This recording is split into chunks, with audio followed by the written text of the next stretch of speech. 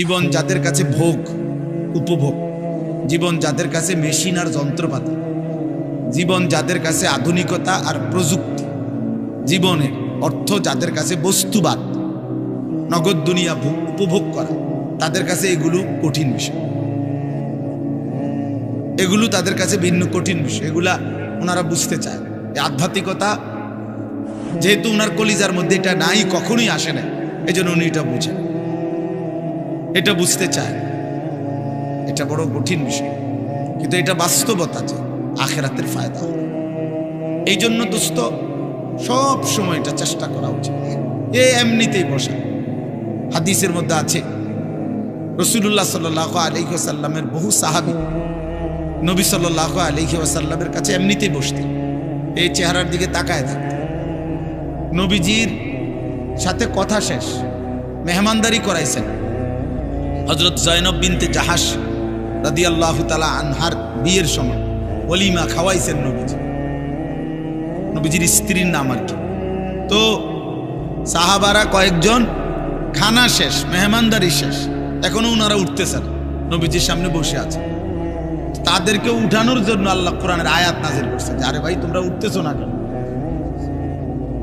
ওনারা রাসূলুল্লাহ সাল্লাল্লাহু আলাইহি সাল্লামের সান্নিধ্য, সাহচর্য এত বেশি গ্রহণ করছে, এত বেশি গ্রহণ করছে। এটা বহুত জরুরি বিষয় ভাই।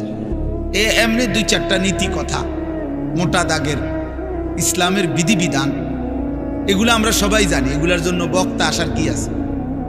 চুরি করা হারাম, এটা কে না জানে? এটা আমি বুঝাইয়া করেন কি? আমি বুঝাইলে কি আর এটা মুস্তাহ হয়ে যাব না? বুঝেন নাই কথা? সুদ খাওয়া হারাম, এটা তো একটা স্পষ্ট কথা, এটা তো সবাই জানে। 30 বছর ধরে যে সুদ খায়, এই হারামখোরকে জিজ্ঞেস করলেও তো সে বলবে সুদ খাওয়া হারাম। বুঝেন?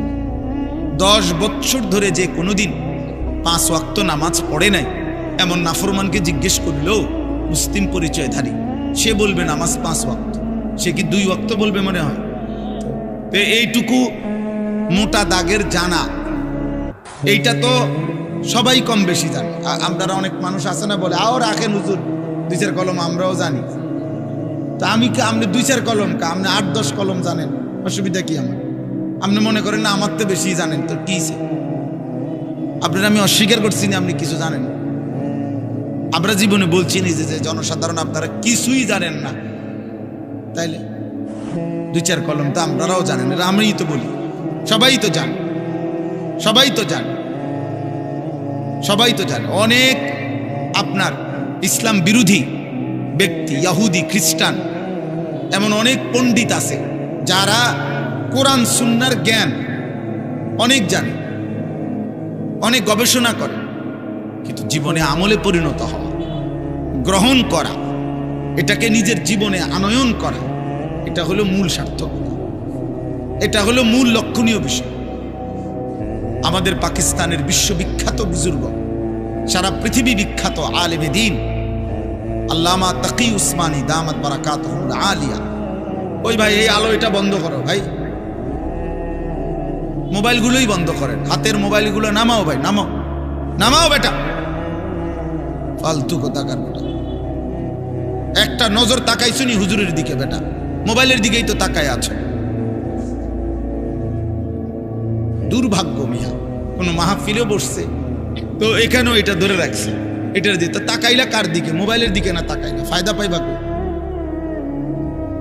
তুমি কি কোনো হুজুরের দিকে তাকাইছুনি মিয়া? তুমি তো মাঝখান দিয়ে ওয়ালে উঠাই দিলা, মাঝখানে এটা ওয়াল উঠাই দিল না তো, তারপরে তো মোবাইলের দিকেই তাকাইছিলেন, আপনি বুঝবেন কি? আপনার পরিবর্তন হবে কিভাবে? সারাক্ষণ আমি আজকে একজনকে বললাম, আরে ভাই সারাক্ষণ শুধু পাবলিকের চিন্তা বাদ দেন, আপনি ভালো হন, নিজের ইসলার ফিকির করেন, নিজের আখিরাতের ফিকির করেন। মানুষের কল্যাণ জরুরি, নিজের কল্যাণ, নিজের পরিবর্তন সেটা তার চাইতে বেশি জরুরি। মানুষের কল্যাণ সাধ্যমতো, নিজের কল্যাণ পূর্ণ মতো। অর্থাৎ নিজের কল্যাণ বলতে এখানে বাত্যরকারী না, আমার ইমান, আমার আমল, আমার আখলাক, আমার আখেরাত, আমার হালাল হারাম, এটার মধ্যে শতভাগ পূর্ণ থাকতে হবে। আর মানুষের কল্যাণ করব আমি আমার সাধ্যমতো। এই পৃথিবীতে এখনকার হুজুর যারা আছে, আলেম ওলামা যারা আছে এখন, ওনারা যদি 24 ঘন্টাও মানুষের উপরে মেহনত করে, তারপরেও মানুষের মধ্যে ইমানদারও থাকবে, গোমরা পথভ্রষ্টও থাকবে কিনা? দুনো রকমই থাকবে, দুনো রকম। যার সর্বোচ্চ 6 মাস যদি আমরা মিলে একটু পরিশ্রম করি, আশা করা যায় আর একটা লোকও বেনামাজি থাকতো না। জিনে এমন আশা করেন না, এই আশায় কাম হইতো না। আমার মতো মৌলানা ইসরাফিল ভাইয়ের মতো এরকম 2-4 হুজুর যদি বাইকটা বড়ি বানাইয়া দেয় খাওয়াইয়া, এরপরও হে বড়ি গিললে আর পরে কোনো নামাজ পড়তাম না। কি লেগে পড়তাম না কইছে আপনার কি? আমি পড়তাম না, আপনি যাইবেন না দিই, বুঝেন না কথাটা? এটাই নিয়ম, এভাবেই চলবে পৃথিবীতে, এভাবেই চলবে। আলোর দিকেও ফিরবে, অন্ধকারের দিকেও যাবে, থাকবে এরকম। আলো আর অন্ধকারের মিশেল, এরই নাম দুনিয়া। ভালো আর মন্দের মিশেল, এরই নাম দুনিয়া। দুনিয়া ইমানদার আর নাফরমান এরই মিশ্রণ, এর নাম দুনিয়া। সব ইমানদার যেদিকে ওটা জান্নাত, সব নাফরমান যেদিকে ওটা জাহান্নাম। সব আলো যেখানে সেটা জান্নাত, সব অন্ধকার যেখানে সেখানে জাহান্নাম। এই জন্য বললাম ভাই, আমার প্রথম কথা এটা যে জিন্দেগির পরিবর্তন দরকার, জীবন বদলানো দরকার। কম বেশি কথা আমরা সবাই জানি। মোটা দাগের কিছু কথা বলতেছিলাম, হুজুরের কথা। আল্লামা তাকি উসমানী দামাত বারাকাতুহু, হুজুর এত বড় মাফের আলেমে দ্বীন, পাকিস্তানের শরিয়া বোর্ডের দীর্ঘদিন পর্যন্ত প্রধান বিচারপতি ছিলেন, চিফ জাস্টিস ছিলেন। পৃথিবীর এমন কোনো দেশ নাই যা তিনি সফর করেননি। দুনিয়া মেরে আগে ওনার কিতাব আছে। এই সফরনামার মধ্যে সারা বিশ্ব ভ্রমণের কাহিনী ওনার বই আছে, বাংলাতেও অনুবাদ আছে। তো এই বইতে আছে উনি কানাডা সফর করছেন। ওই কানাডার সফরের কাহিনীর মধ্যে আছে যে কানাডার সবচেয়ে বড় ইউনিভার্সিটিতে ইসলামিক স্টাডিজ বিভাগ আছে, ইসলামী শিক্ষা।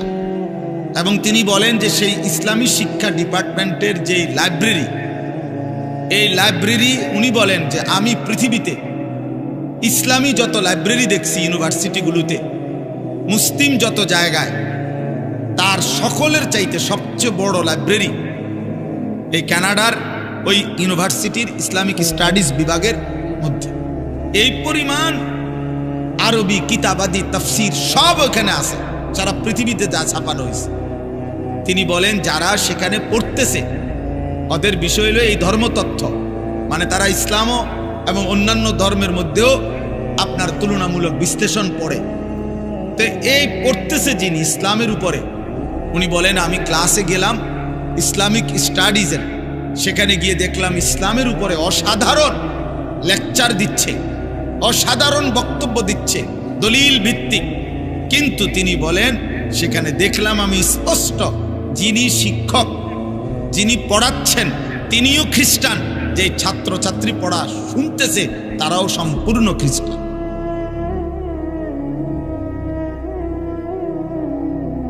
তো কি বুঝলেন দোস্ত?